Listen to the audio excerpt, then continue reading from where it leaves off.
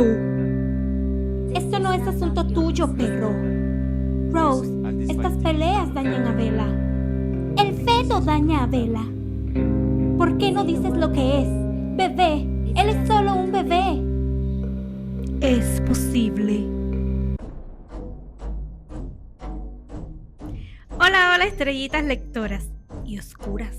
Bienvenidos sean todos a La Dinastía del Unicornio, el canal en el cual estaremos hablando acerca de libros, películas, reseñas, chismecito literario y básicamente lo que sea que se nos ocurra.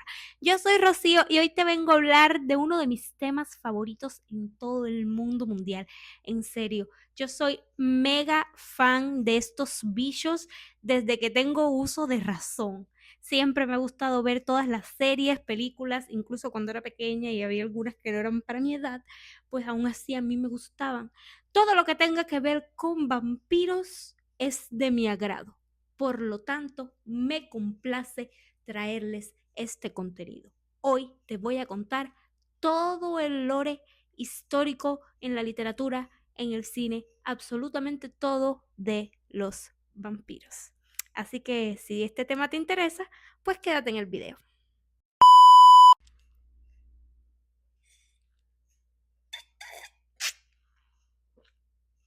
Momento para presumir mi humilde, pero que me hace extremadamente feliz decoración de Halloween. Por aquí puse unos murciélaguitos. Ujú, ujú. Que de hecho no van a ser para Halloween, ya se van a quedar para siempre porque la verdad es que me gusta mucho cómo contrastan con las mariposas coloridas. Y me compré esta tacita de Jack de The Nightmare Before Christmas. ¡Ah! Amo esta taza, es el amor de mi vida, mira. ¡Ah! La amo mucho. Vamos a dejarla por aquí. También para ponerme un poco en tono con la Spooky Season, me hice este arreglito, este maquillaje. Miren, la verdad es que yo quería parecer, no sé, algo un poco más oscuro, medio zombie, pálido, vampiro. Terminé pareciéndome la reina de los okamas de One Piece y Ivankov. Producción, muéstrale una foto para que las personas que no han visto One Piece puedan saber a qué me estoy refiriendo. Pues sí, parezco una mezcla entre, no sé, Ivankov y Emo, pero bueno, yo lo di todo. Esto es lo que les puedo ofrecer y se los ofrezco con muchísimo amor. Entonces, como siempre, este siempre es el comercial de antes del video. Ustedes saben que yo siempre tengo que meter 2 o 3 ideas antes del video porque el video de hoy sí vengo más seria, así que este fue el momento de tontería y de comercial. Ahora sí, a lo que nos compete. Te estaba comentando que te quiero contar todo el lore de los vampiros. Y como podrás imaginar, no es poca información, sino que al contrario, es bastante amplia. Por esa razón voy a dividir esta información en 2 videos. Primeramente vamos a estar hablando acerca del concepto original del vampiro, de forma tal que lo podamos separar de todos esos monstruos sedientos de sangre que lo precedieron, que hay algunos autores que sí lo llegan a considerar vampiros y sin embargo existen otros autores que no, ya que distan en varios aspectos de ese concepto original.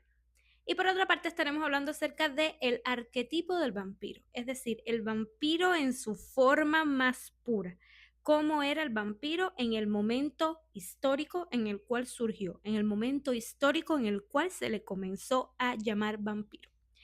Y en el otro video estaremos hablando acerca del estereotipo del vampiro, es decir, todas esas características que la sociedad a través del tiempo le ha ido atribuyendo a los vampiros, cómo se ha ido enriqueciendo con la literatura, con el cine, con las series de televisión. Y aquí te vamos a estar hablando de todo, mi ciela. Sí, sí, sí, sí, sí. De todo desde el principio, desde Carmila, la vampira lesbiana más sexy, hasta el Drácula, hasta el matrimonio más disfuncional eterno que ha tenido la literatura, acá Luis y Lestat, con Claudia como hija y o extraña relación, hasta Damon y Stefan, y Jacob y Edward. Bueno, en realidad es Bella y Edward, pero ustedes me entienden. Todo eso te lo vamos a estar comentando aquí. Y ya de paso, por favor, coméntame ahí si tú eras Team Damon o si tú eras Team Stefan. Porque mis amigas eran Team Stefan, pero yo siempre era Team Damon. Mis amigas y yo nunca estábamos en el mismo team. Siempre a ellas les gustaba uno y a mí me gustaba otro. Siempre era yo con mis gustos sola y aparte. Yo siempre fui Team Damon. Yo Team Damon forever. Entonces tú coméntame si a ti te gustaba más el Damon o el Stefan. Y ya que me estás comentando, suscríbete. O sea, si no estás suscrito, por favor, suscríbete, no te cuesta nada. Suscribirse es gratis. Y de paso, dame un like, que busqué esta información con mucho amor. Así que, por favor, suscríbete, dale un likecito. 2000 años más tarde. Cuando pensamos en los vampiros, siempre nos viene a la mente estos seres inmortales, seductores, poderosos y extremadamente asociados a la noche, que muchas veces se pueden convertir en gatos, en murciélagos, en niebla, que son muchísimos más fuertes que los seres humanos, mucho más rápidos. Y su principal característica, por supuesto, es que se alimentan de la sangre para poder subsistir. Sin embargo, la idea original que se tiene del vampiro dista muchísimo de esto. La primera vez que la palabra vampiro fue utilizada fue en el año 1732, cuando el oficial austríaco John Flukinger investigó en un caso en Serbia sobre cadáveres que, según los aldeanos, regresaban de la tumba para así beber sangre. Flukinger tradujo el término serbio vampir y lo transcribió como Blutaussauger. Producción lo va a estar escribiendo porque en realidad no sé cómo se pronuncia, el cual se traduce como sanguijuela o chupasangre. Poco después, el monje francés Augustin Calmet definió al vampiro como un cadáver que succiona la sangre de los vivos y que la incorpora a su propio cuerpo inerte. Y precisamente esta es la definición original de los vampiros. O sea que según esta definición original, pues el vampiro no era un ser romántico ni espiritual, sino que más bien se trataba de un vampiro que salía de su tumba para robarle la energía vital a los vivos, específicamente a través de la succión de su sangre, que en ese tiempo se creía, o en muchísimas culturas, se creía que en la sangre precisamente estaba la vida. Creencia que creo que proviene de la Biblia, porque en el libro de Deuteronomio hay un mandamiento que dice, pues precisamente que se le prohíbe al hombre alimentarse de la sangre porque de la sangre mana la vida. Olis, intervención de producción con fondos random. Solo quiero aclarar que me refiero a que probablemente en esta zona en la cual pues comenzó a surgir el mito del vampiro, que estaba en Europa del Este, pues este mito o esta creencia alrededor de la sangre y su relación con la vida haya estado influenciada por la Biblia, porque existieron otras culturas que fueron precedentes al cristianismo o que en ningún momento estuvieron para nada influenciados por el cristianismo, en la cual pues también la sangre estaba estrechamente relacionada con la vida. Y pues por lo tanto es imposible que de cierta forma les haya influido lo que se escribió en la Biblia y pues todos estos mandamientos que estoy mencionando. Listo, bye. Otras definiciones que van a estar acompañadas de cierto enriquecimiento del mito los describen como muertos que vuelven a caminar y hablar, que además causan enfermedades, atormentan a personas y animales y que sobre todo pues se alimentan de la sangre, debilitando a sus víctimas hasta llegar a matarla.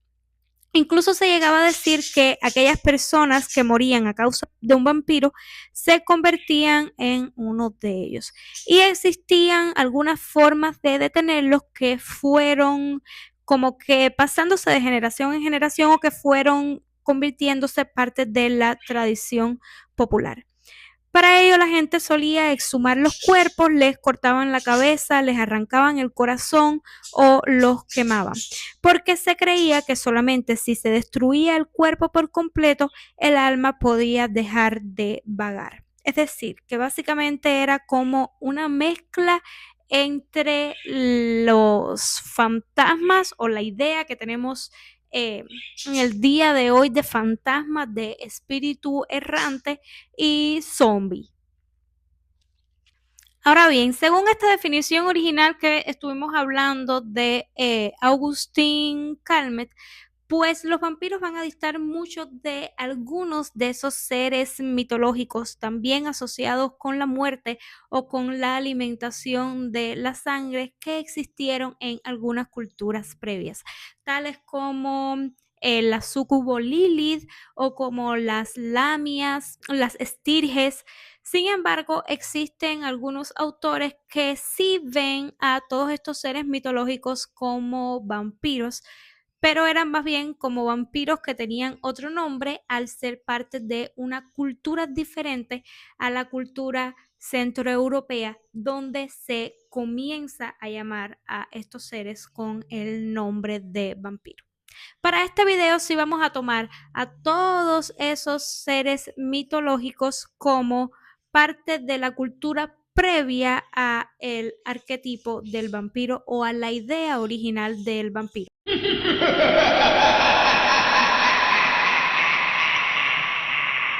Los primeros vampiros se asociaron con deidades femeninas como Kali, Ishtar, Isis o Cibeles, que son figuras que, aunque no eran llamados vampiros, representaban a las diosas de la muerte, la guerra y del mundo subterráneo.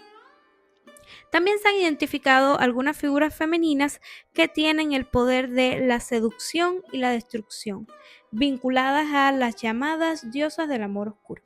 Y estas son Ishtar, Astoret o Astaré.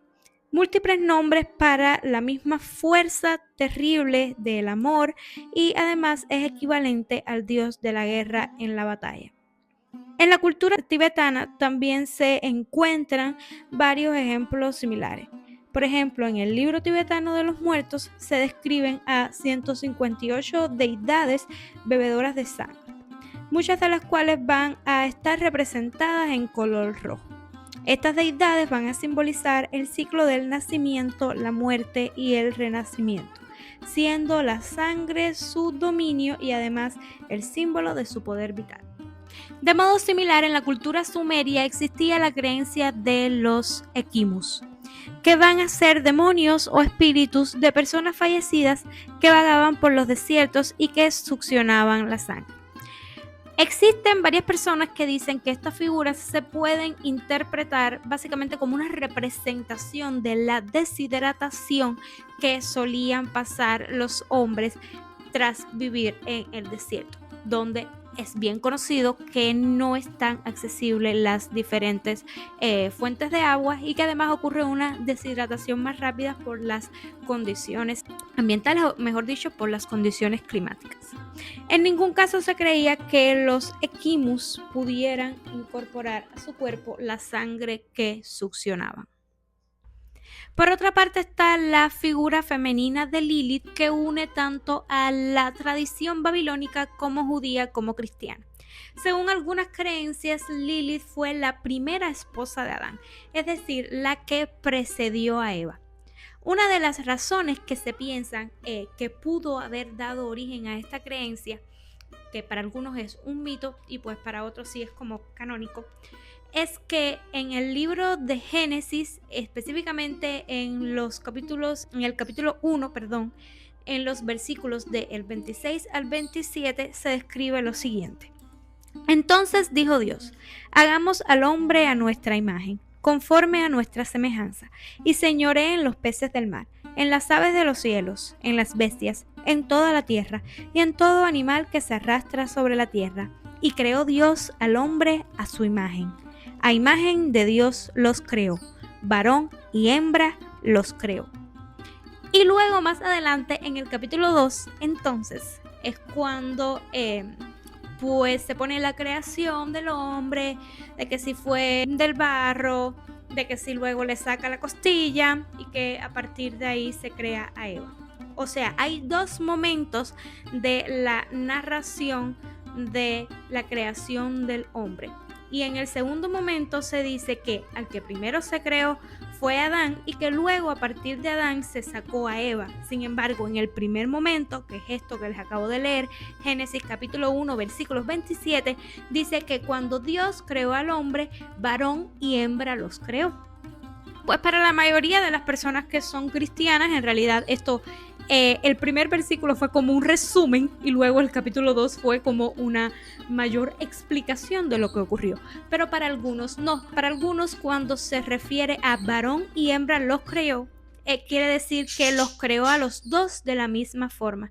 Es decir, que tanto Adán como otra mujer fueron creados de la misma manera, en este caso del barro. Y pues muchos creen que esa primera mujer que se creó de igual forma que Adán fue Lilith, que luego pues por no quererse someter específicamente de forma coital a su esposo, pues básicamente lo dejó, intenta seducir a Dios para que éste le diga su nombre, y al no poder hacerlo, o no recuerdo si sí le llega a decir su nombre, de hecho creo que sí le llega a decir su nombre, y que gracias a esto como que se escapa, se va para algún X lugar en el cual se une con su amante Samael. Amo la historia de Lilith y Samael, sí soy mega fan yo de esa pareja, yo sé, yo chipeando aquí gente que nada que ver de tradiciones cristianas, judíos, mesopotámicas, pero amo yo Lilith, yo amante de Lilith por Samael forever, super shit para mí. Pero ajá, volviendo a nuestro papel, pues se une a su amante Samael y ahí básicamente como que crean su imperio, ¿no? Pero hay otras tradiciones que no lo ven de esta forma tan bonita, que para mí es bonita, ¿no? Pues dejó al opresor de Adán y se fue con su esposito demonio a tener una hermosísima vida. Es hermoso, ¿no? Es hermoso. Hay otras tradiciones en las cuales Lilith era conocida como Lilitu, la diosa serpiente sedienta de sangre, que en este caso sería originaria de Babilonia. Por otra parte, también existe otra versión que es la llamada Ardat Lili, donde viene siendo un espíritu joven femenino, y en este caso está arraigado a la tradición sumeria. La palabra Ardat va a hacer referencia a una mujer joven en edad de casarse. Por lo tanto, el Ardat Lili va a ser visto como un súcubo demoníaco nocturno responsable de provocar sueños eróticos, paralizar al durmiente, y además también se dedicaba a robar el semen del hombre junto con su vitalidad espiritual. ¡Ay, ya quisieran, Pachis! Pues ya quisieran ellos por un día de fiesta que viniera una mujer joven a robarle su vitalidad por la noche. Sinceramente, aquí vamos a ver que con las lamias, con las estirges y con otras tradiciones, con otros espíritus o seres que eran una figura femenina, pues se solía tener mucho esta creencia. Básicamente eran súcubos que venían a robarle su vitalidad por la noche a través de... no sé si puedo decir esa palabra en YouTube, o sea, para mí es una palabra normal, pero ajá. Pero a través de, como diría el Espartaco 18, el líquido vital de los hombres. Ajá, el líquido especial, perdón. A través de el líquido especial de los hombres, pues como que les robaban su vitalidad. O sea, para mí esto me parece historias de viejos pajeros verdes que en serio quisieran por algún momento de su vida que una mujer joven viniera por la noche a intentarle quitar su vitalidad. Entonces siento que hay una delgada línea muy grande aquí entre si era alguna manifestación del miedo a que las mujeres, específicamente las mujeres jóvenes, pudieran tener, no sé, cierta libertad coital, cosa que no era como que permitido en la época, y una mezcla también con fantasías raras y fetiches extraños que pudieran llegar a tener los señores de estos pueblos, de forma tal que se llegaron a creer estas historias. Lili se suele representar como una figura alada, con largos cabellos revueltos, un cuerpo desnudo que en ocasiones va a terminar en forma de serpiente. Además, se describe como un ser libidinoso que ataca a los hombres y que le arranca a los recién nacidos de sus madres, de forma tal que lo hace para llegar a beber su sangre, también para devorar su carne y para sorber la médula de sus huesos. En Babilonia y en Asiria existía la creencia de que algunos muertos podían succionar la sangre de los vivos como para alimentarse de su vitalidad, o mejor dicho, como para robarles su vitalidad. Y esto precisamente está muy ligado a lo que les acabo de mencionar anteriormente, que se creía que la sangre era como la fuente de la vida. Una antigua leyenda incluso dice que el primer vampiro nació de un sueño de Adán, antes del nacimiento de Eva. Durante este sueño, Adán deseó una compañera femenina y sintió que ese deseo se hacía realidad. Pero cuando esa energía se unió a su cuerpo muerto, surgió el primer vampiro. En este contexto podemos ver cómo estos seres que tenían tendencias vampíricas son una mezcla entre el deseo, la sensualidad y lo macabro. Lo cual siento que, y también pues hay muchos autores que así lo declaran, que como que marca los precedentes para esa idea sensual, erótica que tenemos en la actualidad del vampiro, que durante mucho tiempo pues fue esa mezcla de algo extremadamente fascinante, morboso, pero al mismo tiempo atractivo.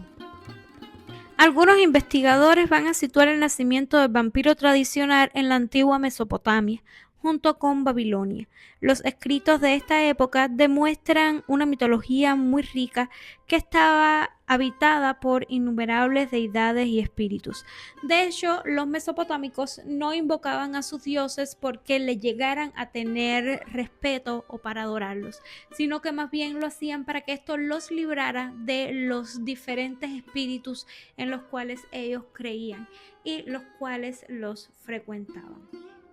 Dentro de esta creencia, o dentro de estas deidades, mejor dicho, estaban los Utuku y los Maskin, que son seres que se culpaban de enfermedades y pestes y cuyo aspecto recordaba al de los vampiros. También se hablaba de las huestes de Alal, que eran criaturas horripilantes que podían considerarse como antecesoras de los seres que regresan de la muerte, o incluso como verdaderos vampiros cuyos rasgos se fueron deformando con el tiempo por las diferencias culturales. Otros autores sitúan el origen del vampiro en Egipto y en la India. En el antiguo Egipto, las creencias sobre la muerte y la vida eterna eran extremadamente elaboradas. Los egipcios buscaban protegerse del horror de la muerte a partir de diferentes ofrendas a difuntos y del mantenimiento del Ka, que era una entidad espiritual que acompañaba al ser humano en vida y que tras la muerte guiaba al alma, el Ba o Ku, hacia la eternidad. Dentro de la mitología egipcia también existían seres con rasgos vampíricos que se alimentaban del corazón de los hombres. Se creía que existía un pájaro bebedor de sangre, que básicamente había sido como un inocente ejecutado que regresaba para vengarse de los hijos de sus enemigos. También el libro de los muertos menciona en varias ocasiones cómo es posible que los muertos regresen del más allá a la vida, como en el caso del mito de Osiris, que fue un dios asesinado y que fue regresado a la vida por su esposa Isis. Y pues aunque esto no está precisamente ligado al vampirismo, pues sí tiene mucho que ver con esa capacidad que precisamente se le otorga al vampiro de un muerto que puede volver a incorporarse al mundo de los vivos. En Rumanía, el vampiro, conocido como Nosferatu, se describe como un ser que bebe sangre y que mantiene contacto sexual con los vivos. Según la superstición, una persona se podía llegar a convertir en Nosferatu si era hija ilegítima de padres también ilegítimos. Otras supersticiones también decían que tenía cierta predisposición a convertirte en vampiro si eras, por ejemplo, el séptimo hijo de un grupo de hijos varones. Algo que me encanta recalcar porque siento que es un detallazo que Anne Rice haya utilizado este hecho en su libro Lestat, el vampiro, donde precisamente Lestat, quien más adelante se llegaría a convertir en uno de estos seres fascinantes, es el séptimo hijo de toda una descendencia de nobles caídos en desgracia. De hecho, fueron los egipcios los primeros que sugirieron el uso del ajo en contra de estos espíritus que tenían ciertas características vampíricas, ya que los podían espantar por su fuerte olor. El ajo se consideraba como un elemento de la magia blanca, ya que se asociaba con la curación, pues tiene ciertas propiedades antisépticas y medicinales que se conocían desde hace muchísimo tiempo atrás. Además, al ser el ajo un elemento tan extendido por varias partes del mundo, pues se cree que por esta razón en varias culturas, pese a su lejanía geográfica, pues se utiliza el ajo como una parte importante dentro de sus diferentes tradiciones. Por ejemplo, creo que es Hermes quien le sugiere a Ulises que utilice el ajo en contra de los hechizos o de la magia que Circe estaba ejerciendo sobre él. También se creía que en algunas zonas de Europa eran menos afectados por la peste cuando estos colgaban ajo, porque su fuerte olor hacía que las moscas se espantaran y que las moscas muchas veces eran portadoras de la peste. Sin embargo, en la actualidad se conoce que no, que las portadoras de la peste en realidad siempre fueron las pulgas que se encontraban en las ratas y que muchas veces estas se las pasaban a los humanos. Por lo tanto, esta información es más bien un mito, no es real.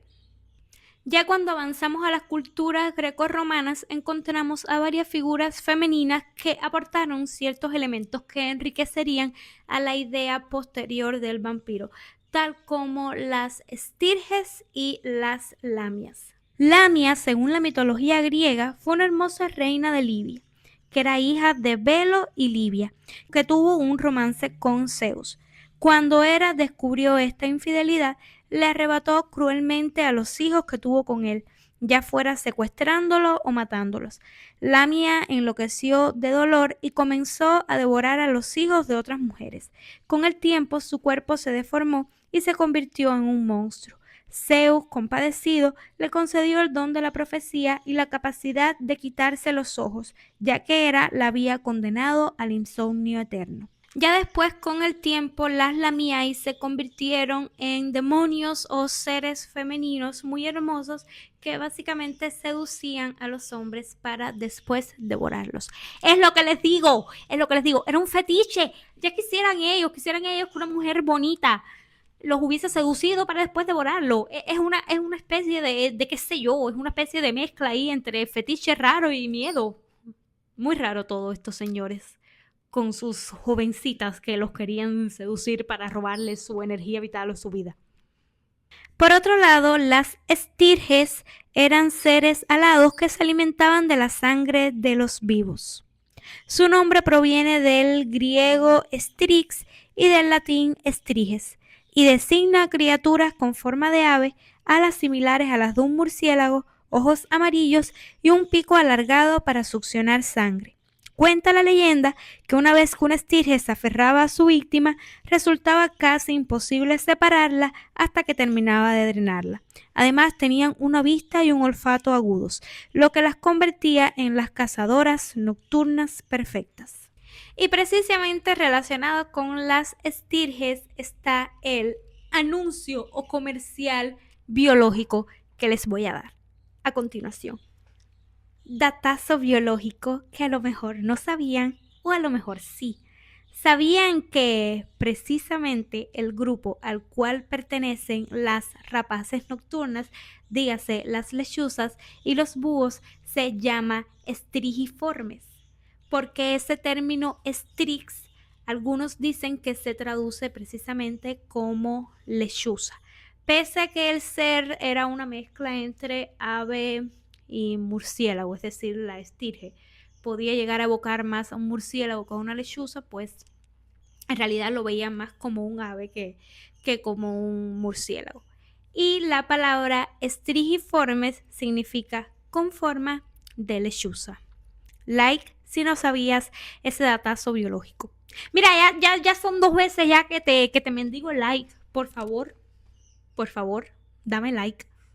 En el folclore eslavo, especialmente en Polonia, existe también la estrige o striga, una criatura que puede considerarse una versión más cercana al vampiro clásico. Se dice que tiene 2 corazones, 2 almas y 2 filas de dientes. Cuando muere, una de sus almas permanece en el cuerpo, lo que permite volver a la vida y alimentarse de los vivos. Para evitar que estas estriges volvieran a la vida, había que decapitarlas, que quemarlas o que enterrarlas boca abajo con una hoz sobre su cabeza. Ahora, como podemos ver, todos estos seres mitológicos muestran cómo en muchísimas culturas existieron estas creencias acerca del límite entre la vida y la muerte, que precisamente era cruzado por estas criaturas tan fantásticas. Además, también se puede decir que estos llegaban como que a encarnar los principales miedos humanos, tales como la corrupción del cuerpo, la pérdida del alma y también esa relación un poco peligrosa y que al mismo tiempo es cierta atracción hacia lo desconocido y hacia lo prohibido. Aunque estos no se pueden considerar estrictamente como vampiros, creo que lo que sí es innegable es que todos estos mitos de cierta forma ayudaron a enriquecer la idea que tenemos en la actualidad del vampiro, es decir, su estereotipo. Pero ¿cuándo surgió el vampiro propiamente dicho?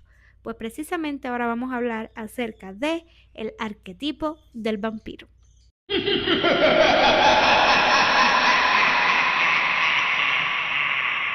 El origen del término vampiro se remonta a el mundo eslavo. Su forma más antigua registrada es Upir, mencionada en un documento ruso en el año 1047, que hablaba de un príncipe llamado Upir Lishi, príncipe malvado. En esas creencias, el Upir era un ser demoníaco que se alimentaba de sangre y podía atacar incluso durante el día, desde el mediodía hasta la medianoche. Este mismo concepto también es referido en Serbia como vampir. Si bien luego, pues algunas formas inglesas lo refieren como vampir, que era como una forma incorrecta de escribirlo y sin embargo fue la que permaneció luego en el tiempo. Hacia el siglo XVII, este término comenzó a expandirse por toda Europa. En Hungría, algunos autores propusieron que derivaba de vam, que significa sangre, y pir, que significa monstruo, mientras que en regiones como Ucrania y Polonia aparecieron palabras relacionadas, como uinor o friga. Precisamente en una carta escrita en el año 1649 por Pierre Desnoyers se describe acerca de una creencia local relacionada con unos seres llamados Uinor. Estos eran personas nacidas con dientes que tras morir devoraban su propia mortaja y luego causaban la muerte de sus familiares, uno por uno. Los habitantes intentaban detener estas epidemias desenterrando los cadáveres y decapitándolos, una práctica confirmada siglos después por hallazgos arqueológicos de cuerpos con piedras en la boca o argollas en el cuello. Con el tiempo, todas estas creencias se comenzaron a unificar bajo el nombre de vampiro, que cada vez se fue extendiendo más por Europa y que precisamente denotaba a un muerto que regresaba de ese mundo del más allá hacia el mundo de los vivos y que muchas veces venía a atormentarlos o alimentarse de su fuerza vital. Durante los siglos XIV a XVII, Europa vivió varias epidemias de peste. En este contexto de miedo y desconocimiento médico, los rumores se expandían con facilidad. A veces, personas enterradas vivas en medio del pánico morían asfixiadas dentro de sus ataúdes. Días después, cuando estos cuerpos eran exhumados, podían encontrarse con rastros de sangre o en posiciones extrañas, lo que reforzaba la idea de que habían resucitado. Precisamente estas coincidencias, junto con los intentos desesperados por frenar las epidemias, fueron las que dieron forma a las creencias de los muertos vivientes. El primer registro impreso de algo relacionado con el término vampiros aparece en el año 1693 en un fragmento escrito por Claude Comiers. Él menciona que los polacos cortaban la cabeza de sus familiares antes de enterrarlos o les colocaban collares para evitar que masticaran su mortaja y se chuparan la sangre. Aunque Comiers no utiliza la palabra uinor que menciona Desnoyers, las acciones son prácticamente las mismas, solo que aquí se añade el elemento de la sangre. Ese mismo año, Desnoyers escribe un informe mucho más detallado, donde en Polonia y Rusia existían unos seres que eran llamados estriges o, según el idioma local, upiers. Básicamente estos eran cuerpos que tenían sangre fresca, porque el diablo salía en la noche entre la medianoche y las 12 para atacar a los humanos, chupándole su sangre, abrazándolos, pellizcándolos, y luego regresaba a ese cuerpo muerto llenando a el cadáver de sangre. Es decir, que en estos primeros mitos, pues no siempre el cadáver incorporaba la sangre por sí mismo, es decir, no era el cadáver el que se levantaba en todos los casos como para atormentar y tomar la sangre de los humanos, sino que muchas veces había una especie de espíritu maligno dentro de estos, específicamente un demonio que era como el que salía en las noches y llevaba la sangre hacia el cadáver. Los aldeanos aseguraban que estos cadáveres se mantenían flexibles, hinchados y sonrosados, incluso semanas después de ser enterrados, y que podían aparecerse en sueños sus familiares. El remedio popular consistía en fabricar un pan mezclado con harina con sangre del propio cadáver, hornearlo y comerlo como protección. También servía cortarle la cabeza del cuerpo sospechoso, lo cual era una práctica relativamente habitual. En la actualidad estas historias tratan de explicarse con cierta información científica a partir de la situación médica que pudieron haber estado viviendo los habitantes de las aldeas en aquel momento.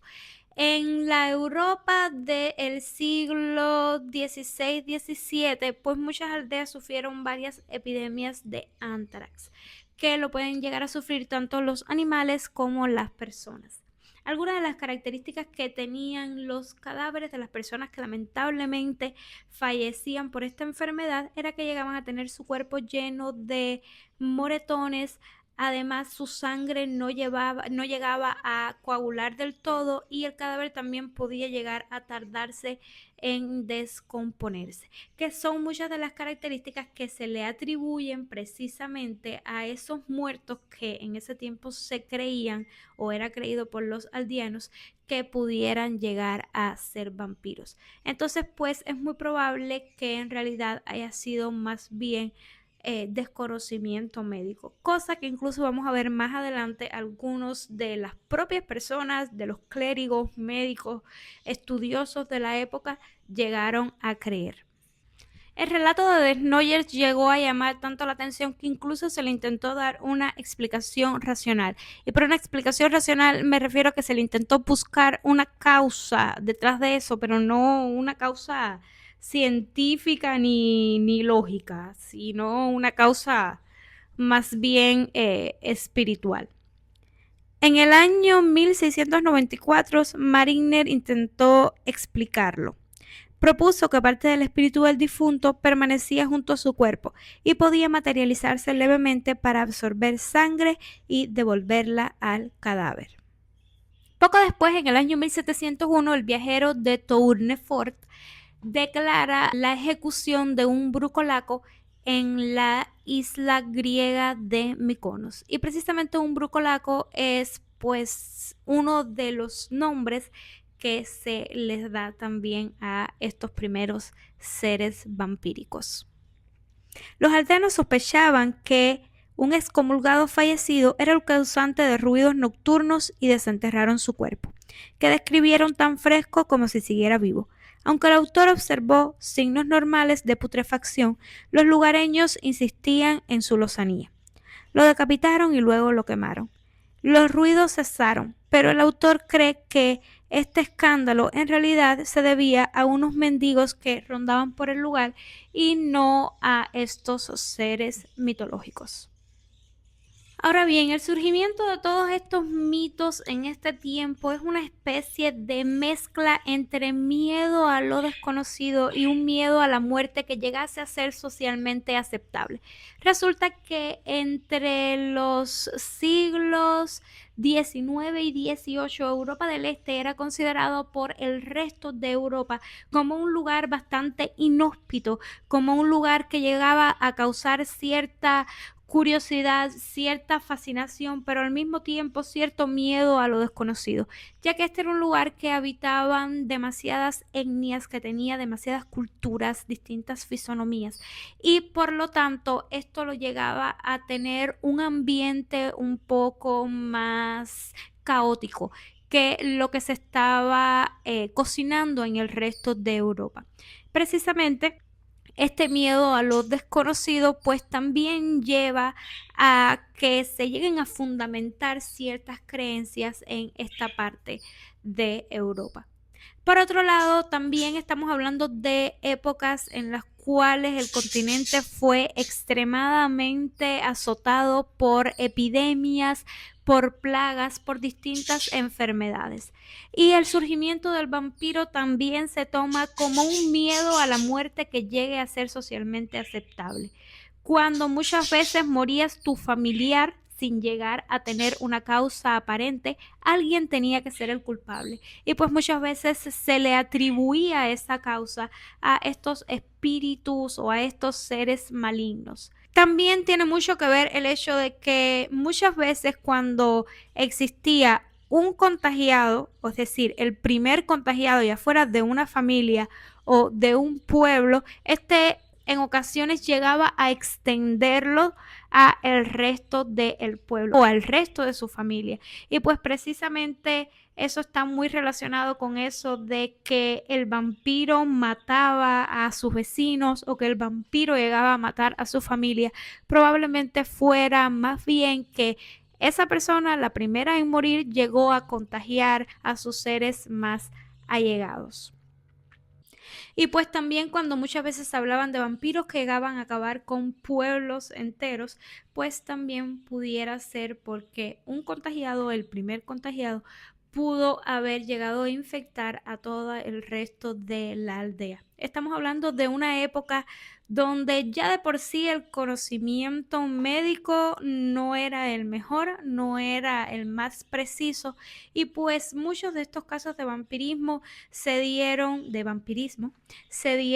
en aldeas que eran aisladas, de personas trabajadoras, de campesinos, donde el conocimiento médico que pudieran llegar a tener sus especialistas o las personas que los atendían probablemente era muchísimo menor, y donde también en ocasiones estaban como que bajo el mandato de algunos de los clérigos menores que probablemente se cree que hayan ayudado a difundir o a maximizar estos miedos para de esta forma poder cobrar con los trabajos de exorcismo o de espantar a los vampiros que se pudieran llegar a realizar. Y precisamente en esta época los altos cleros llegaban a pensar eso, que muchos de estos miedos eran infundidos por los clérigos menores que básicamente lo hacían para estar limosneando el dinero. Palabras suyas, no mías. Pero estas historias no eran simples leyendas, sino que también se llegaron a documentar casos precisos de vampirismo. Y aquí vamos a estar hablando de dos de los más conocidos. Por ejemplo, en el año 1725, en la ciudad de Kisolova, actual Serbia, un oficial imperial reporta el caso de Peter Plogoyovich. 9 semanas después de su muerte, se apareció en sueños a 9 personas, asfixiándolas hasta provocarles la muerte. Al exhumar su tumba, el oficial y un sacerdote encontraron el cadáver parcialmente despellejado, con parte de la nariz faltante. Clavaron una estaca en su corazón, de donde brotó sangre, y finalmente quemaron el cuerpo. Se observó que uñas y cabellos habían crecido y que la descomposición no había avanzado normalmente, lo que reforzó la creencia de que Plogoyovich se había convertido en un vampiro. Un caso similar ocurrió en el año 1731 con Arnold Paole, también en Serbia. Los habitantes notaron la muerte repentina de 13 personas, tras fiebre y dolores, creyendo que eran ataques de vampiros.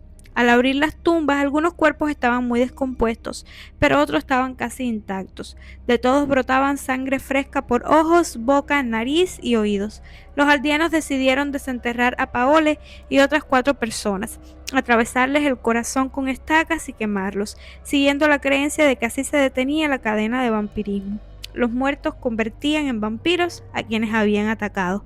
También se registraba que los vampiros atacaban al ganado y que incluso llegar a consumir la carne del ganado atacado podía llegar a perpetuar la presencia de estos seres.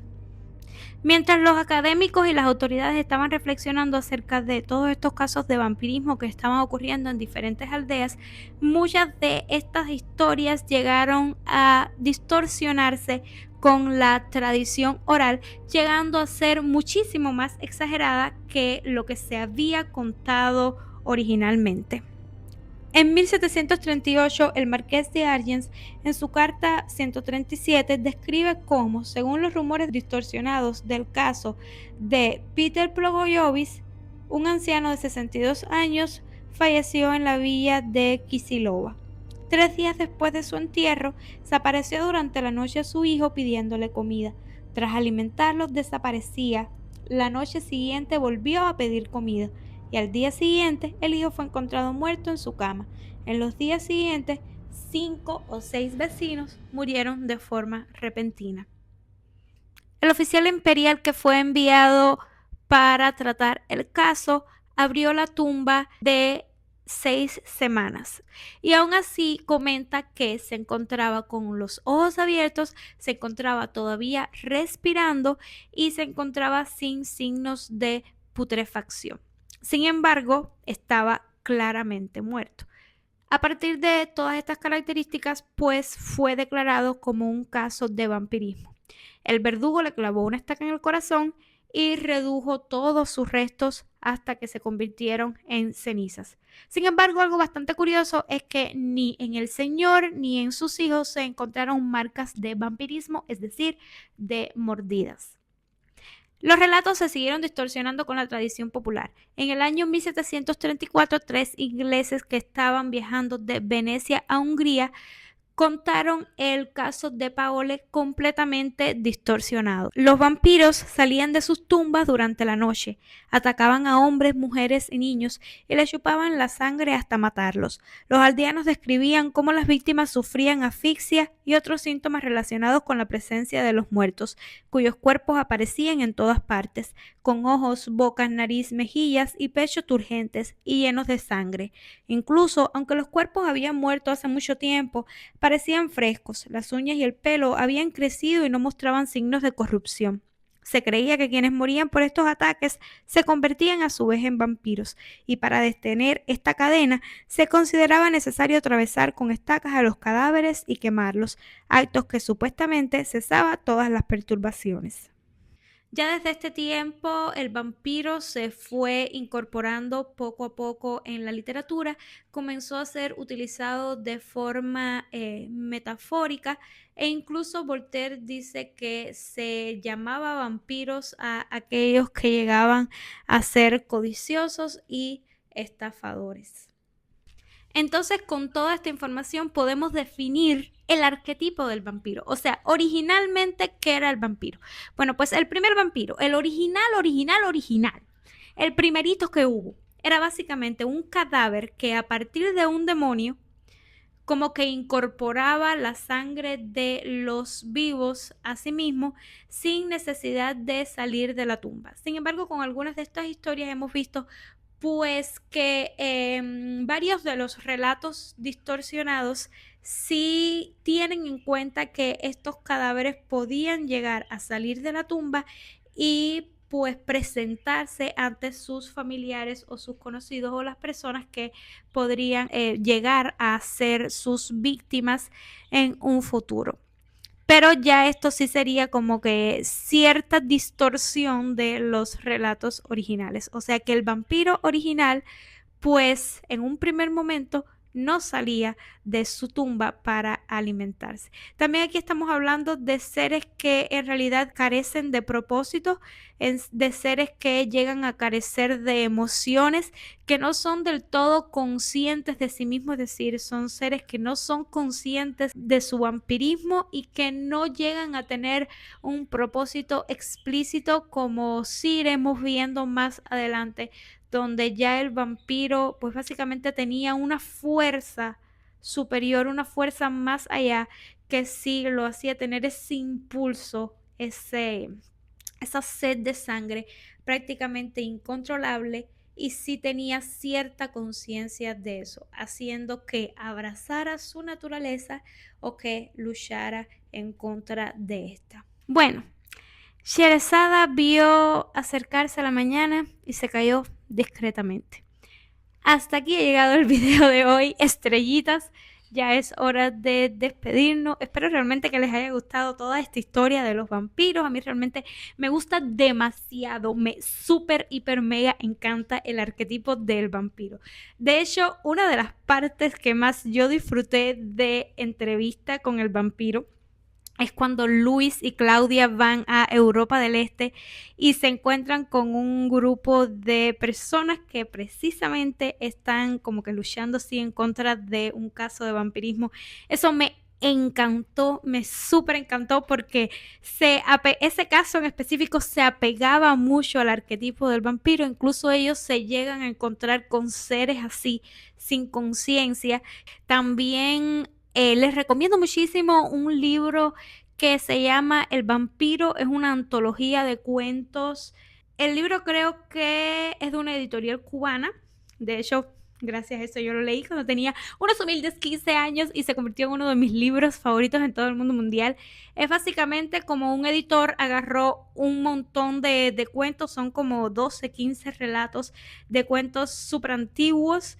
Entonces, es muy interesante realmente este libro, todas las historias que tienes, podemos ir viendo como que una evolución de este concepto del vampiro. Incluso está Carmila, de la cual vamos a estar hablando en el video próximo. Ya les digo, es de una editorial cubana, no recuerdo quién fue el editor. Perdónenme, se los debo. Pero ¿sabe quién sí lo recuerda? ¡Producción! Producción va a estar poniendo por ahí la portada y el editor del video, porque producción es una maravilla. Gracias, producción. Ay, yo en el futuro me voy a odiar cuando me toque editar este video. Ay, pero bueno, ajá. Entonces, pues sí, por aquí producción seguro que lo va a estar dejando para que si les interesa todas estas historias, si les interesa el vampiro clásico, pero clásico del arquetipo del vampiro, pues aquí hay historias muy relacionadas con este arquetipo del vampiro que me encanta, y también con el estereotipo clásico, estilo Drácula, Carmila. Uf, esos son mis vampiros favoritos, el arquetipo original y el estereotipo este clásico, del cual estaremos hablando en el próximo video. No te pierdas el próximo video, no te lo pierdas, porque vamos a estar hablando de todo. Mira, de si Damon es sexy, de si tú eras de estilo Team Damon, de que si tú eras Team Stefan, de Edward. O sea, vamos a estar hablando de Crepúsculo, de Entrevista con el vampiro, de todo, de todo. Vamos a hablar muchísimo del Drácula, de la Carmila, de todo lo que sea que se nos ocurra. Vamos a estar hablando incluso de series, del True Blood, de todo eso. Todo eso vamos a estar hablando. Así que no te pierdas el próximo video. Likea este. Ya esta es la tercera vez que te bendigo. Yo la más migajera. Dios mío. Dios mío, como yo pido migajas. Por favor, dale like a este video, comenta este video, suscríbete por favor. Te lo pido que me ayudas al algoritmo. Please, porfa. Gracias. Bye. Los quiero mucho. Y de ese modo, el león se enamoró de la oveja. Qué oveja tan estúpida. Qué león tan morboso y masoquista.